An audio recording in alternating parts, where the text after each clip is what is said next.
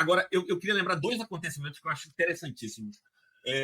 Na década de 60, cara, antes do golpe de militar, dois jovens são enviados para fazer a pós-graduação nos Estados Unidos, para fazer o doutorado em Princeton.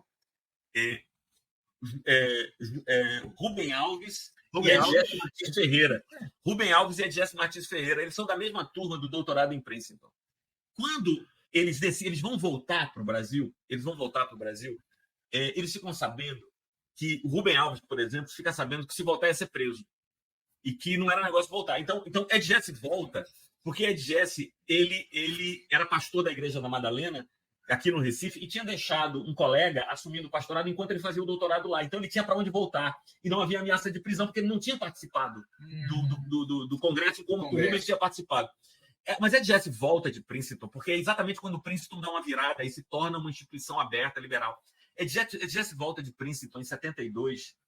Cara, ele fica sem ensinar no seminário Princeton. Ele era o único doutor em teologia no Nordeste. Ele era o único doutor em teologia no Nordeste. Esse cara fica sem ensinar no seminário presbiteriano do Norte de 1972 até 1998.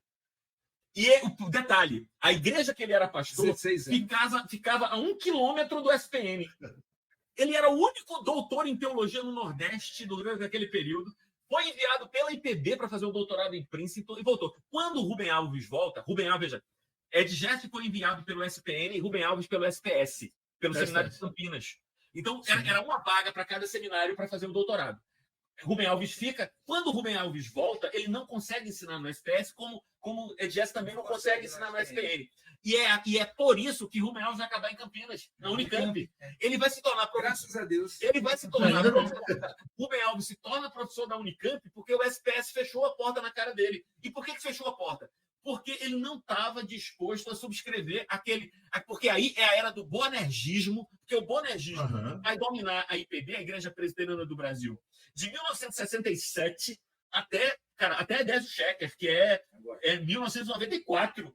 Então, cara, de 67... Agora, e não há que se espantar que os 8 anos de Guilhermino Cunha não podiam fazer diferença em uma história tão longa de subserviência aos interesses estadunidenses e de conservadorismo.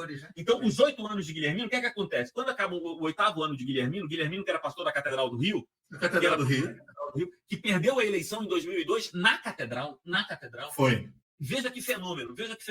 Ele perde a eleição em 2002 e é eleito o secretário executivo da igreja para o cargo de presidente. Ele era secretário executivo, não, ele era vice-presidente. Ele é Roberto Brasileiro.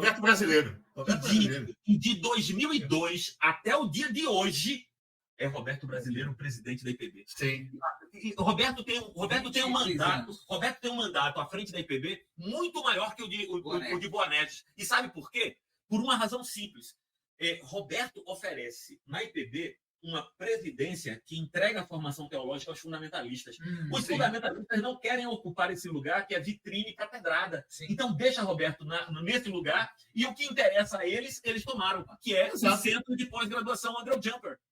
O André Jumper, que numa época vai ser o Paulo Anglada, vai ter essa turma toda. Não. Augusto Nicodemos, o Franklin Ferreira que vai para lá. Heber Campos. Campos. Eu fiz o meu mestrado no André Jumper. Cara, era assim, o Jumper, velho. O Jumper eu era professor do SPN, eu fui 10 anos professor do SPN. Eu tinha passagem, hospedagem e estudos pagos pelo Mackenzie. Eu ficava hospedado, cara, num apartamento no campus da Universidade Mackenzie. E as minhas refeições, durante o período letivo, era na sala dos professores, no refeitório dos professores, de excelente qualidade. Então, veja, aí o que é que a IPB fez, cara? Todo mundo tinha que ter mestrado para ser professor dos seminários. Sim. Então, todo mundo fazia mestrado no André Jumper. Havia 2 seminários, o do SPS. E aí começa. Aí o pessoal vem todo mundo fazer formação. Eu e mais 5 professores fizemos mestrado simultaneamente no Mackenzie.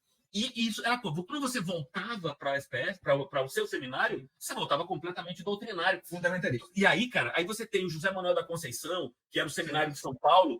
Cara, era incrível. Meninos de 18, 19 anos que queriam ter carreira na igreja eram conservadoríssimos. Aí você não sabe por que você tem o neocalvinismo de YouTube hoje, né? Cheio de YouTube. Pois é. Tem toda uma formação e um investimento. Grana. Até o pessoal que só consegue ter 2 dedos de teologia, né? Você não consegue enfiar a mão, né? Eu não vou nem falar nada. Eu me sinto contemplado, né? Como alguém que teve um tempo no Ceará. Então é isso, cara. É isso.